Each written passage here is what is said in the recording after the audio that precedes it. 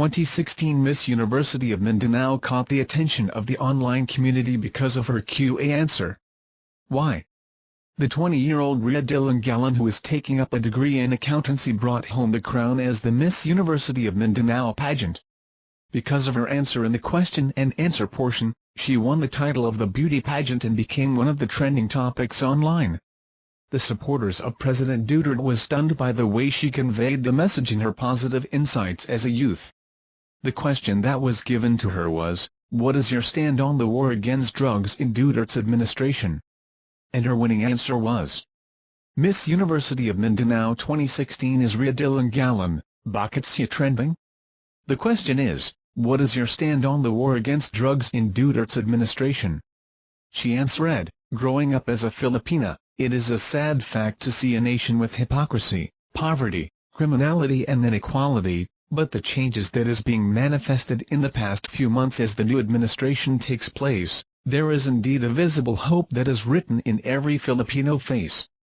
As a youth, I can say that this Duterte war against drugs is a very beneficial movement for us Filipinos because we cannot secure our country's future with criminals and with users that are being dominant, and I have a stand in my life that it is better to harm those people who are badly influencing the nation than those who are being a good citizen of this nation. After all, I believe that we, the Filipino people, are imbued with resiliency that has been tested and proven throughout the years. Thank you." She still don't have any plans to join BB Pilipinas this year. She is a 20-year-old accounting student, beauty and brain. Many are cheering for her to go for the Binibining Pilipinas title, but as of this moment, she has no plans of doing so. Invite you to watch the video. A man is filled with regret after losing his only son and wife in Davao bombing, now begs for justice. Dennis Larita and his family hope for nothing but a well-spent quality time together at the popular Davao City night market when the bombing transpired. Larita just got home when his wife Melanie and only son, 12-year-old Josh, asked him if the three of them could go to the Roxas night market for a massage. While his wife and son were enjoying their treat, Larita was at the back, unaware that in a single blast, he would lose his family in a matter of seconds. Larita was fortunate to have not acquired even a small scratch. However, his wife and son were severely injured and later on succumbed to their wounds. During the wake of his family, he couldn't contain his regrets on giving in to their request of going to the night market. "I wish that I had refused to go. After all, it has been my habit to just stay home when I'm already tired," Larita said on his own dialect. Although he also shared that despite the great loss, he does not hold grudges against those who were responsible for the explosion. "God has says, vengeance is mine. I don't stand a chance in fighting the suspects and seeking vengeance. Justice is what I want." His wife and son are scheduled to be buried at the Calaman Memorial Park this coming Saturday. Invite you to watch the video. LP, Drug Cartels, or U.S.? Who is the mind behind the Davao City bombing? Read this. If not the Abu-Sayyaf, then who? After disowning the liabilities and saying that it was Abu-Sayyaf's allies, Thinking Pinoy has speculated the mastermind of the Davao City bombing. The first suspect is the Duterte administration, but it was dismissed since people knows that Duterte will forever love his city and his family lies there. Second suspect, as usual, is the Liberal Party, since they have been criticizing Duterte ever since the elections. The problem, however, is that the evidence lacks and they cannot bank on motives alone. Abu-Sayyaf is the third suspect, but they have already disowned their claims. Abu-Sayyaf always claimed the bombing incidents in the Philippines. Another suspect are the drug cartels, since they have been Duterte's target since day one of his presidency. It is fishy too when three drug dealers who are experts in explosives escaped Davao prison. Their suspects are not just limited in local scene but was extended to international, when Thinking Pinoy believes that U.S. and Chinese government has something to do with it since they have been targets of Duterte's criticisms. Thinking Pinoy encouraged their readers to analyze everything first before pointing a hand to a group.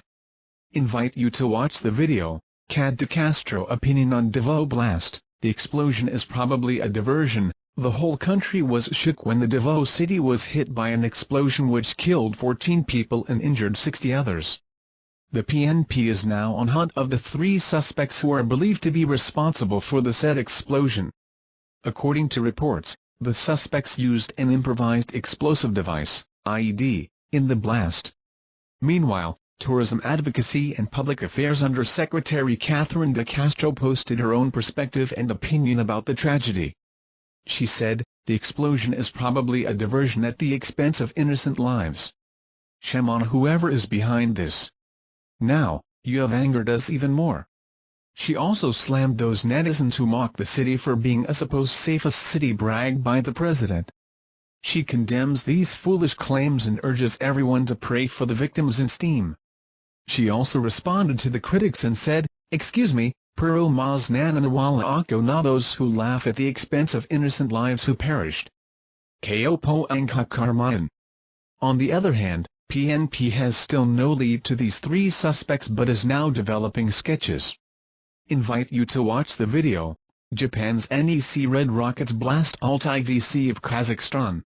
The NEC Red Rockets of Japan had a near-flawless performance to crush a taller, heftier Altai VC of Kazakhstan, 25-16, 25-17, 25-19, on Monday in the 2016 AVC Asian Women's Club Championship at the Alanti Sports Arena.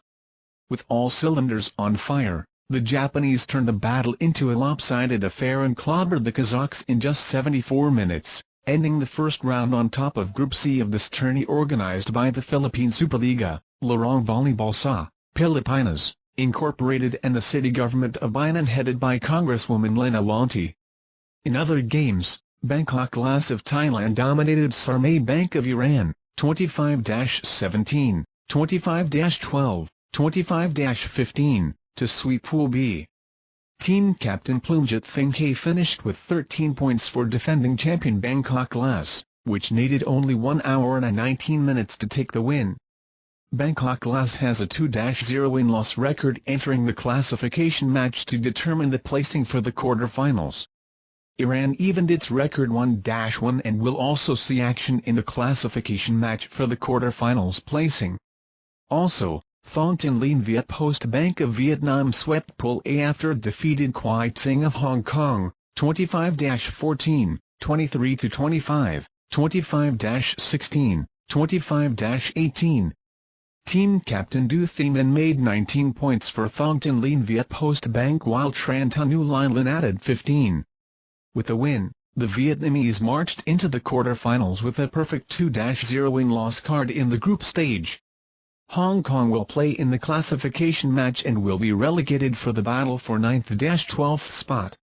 Top gun Sarina Koga and skipper Kariumi were impressive, but it was the Japanese's all-around brilliance that led them to this rousing win in this match bankrolled by SMM Sports, Nike, Seno, Mikasa, Foton, BMW, Rexona, PLDT and PricewaterhouseCoopers with Crimson Hotel as official residents and TV5 and SMM TV of Thailand as television partners. Koga had 12 kills and an ace to finish with 14 points while Umi chipped in 13 hits for the Japanese, who will be stacked against Foton Pilipinas in the classification phase Tuesday at 1:30 p.m. NEC Red Rockets coach Akinori Yamada said he is familiar with some of the tornadoes, especially 6'5" middle blocker Jaja Santiago and American import Ariel Usher. He, however, remains confident that they can pull off a victory that is similar to their win over Kazakhstan, a team bannered by a handful of 6-footers. "I know some of the players like Santiago and Usher are very good. Their offense is very good. It's going to be difficult but I know we're going to win," said Tamada through an interpreter. "Well, you know, we may be small players, but after this win over Kazakhstan, we are now more confident. It doesn't depend on the height. We are confident." Foton Pilipinas coach Fabio Menta admitted that playing against NEC Red Rockets is like scaling a mountain and they have to be at their best to pull off an upset. "We have to play above our level to defeat them," he said, adding that their game against Kazakhstan on Wednesday will be the game of our life.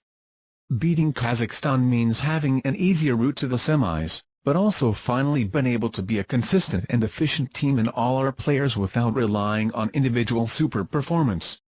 But the biggest blow to Thotan Pilipinas is the absence of import Lindsay Stalzer, who missed the game against Thong Tin Lien Viet Post Bank of Vietnam after suffering from back spasms.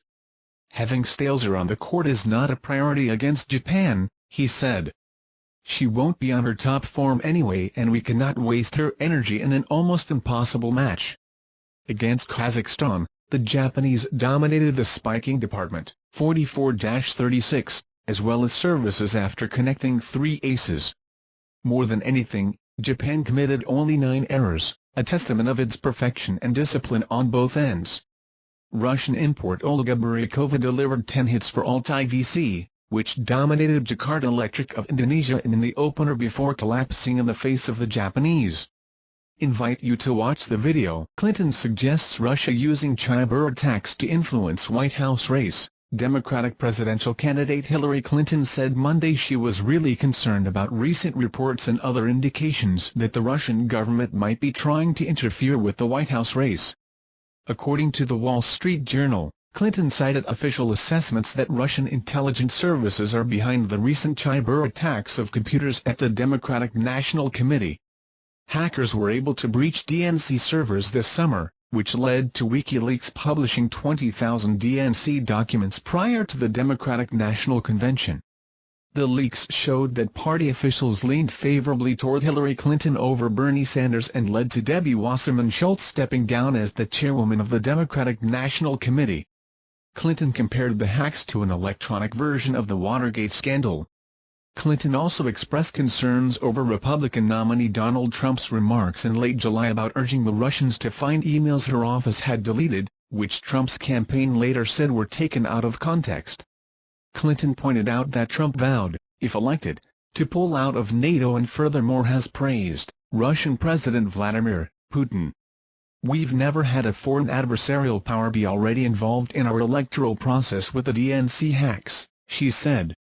"We've never had the nominee of one of our major parties urging the Russians to hack more.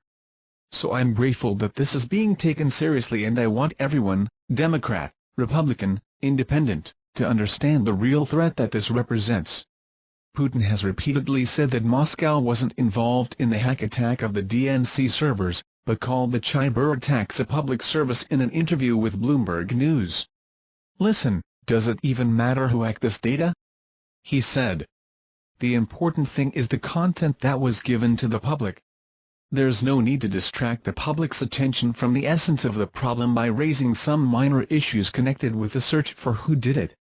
But I want to tell you again, I don't know anything about it, and on a state level Russia has never done this." Security experts have also pointed to Russian groups as being involved in the security breaches. Clinton's comments came in a rare question-and-answer session with reporters. She also defended her handling of confidential material as Secretary of State and answering several other pressing questions. Amid criticism, she has largely avoided the news media during her campaign. The news media, Clinton critics and others have argued that Clinton has not held a full-fledged press conference in roughly 275 days. Her campaign disagrees, pointing to an exchange last month with reporters at the conclusion of a National Association of Black Journalists conference in Washington, D.C. Whether Monday's exchange with reporters was an attempt to end the criticism, and whether such criticism will end, remains unclear.